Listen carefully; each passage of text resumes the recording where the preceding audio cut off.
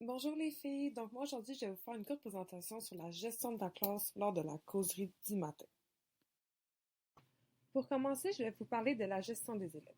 Il est très important de tenir compte de l'intérêt des enfants, car un enfant qui est intéressé par le sujet risque de plus participer. Donc il faut être flexible dans notre planification de la causerie, car il se peut très bien que la thématique de départ diverge vers un sujet qui va plus captiver les élèves.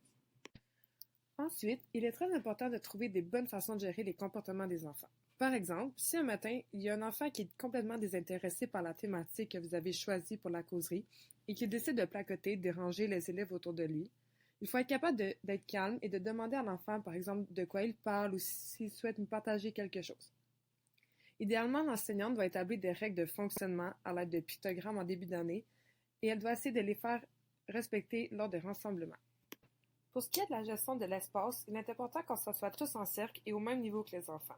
Comme on l'a vu dans les cours précédents, en début d'année, on peut faire asseoir les enfants à des places précises afin qu'ils se sentent familiers avec la routine.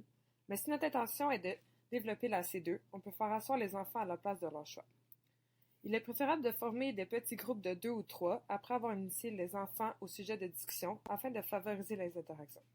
Il se peut très bien que les enfants qui sont plus gênés soient plus tentés de s'ouvrir.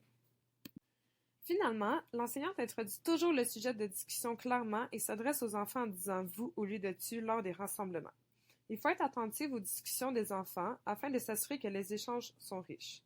Lors des rétroactions, il faut questionner les élèves, reformuler leurs idées, élaborer leur énoncé, commenter leurs affirmations et relancer les discussions. Donc j'espère que ma vidéo vous a aidé à en apprendre davantage sur la gestion de la causerie.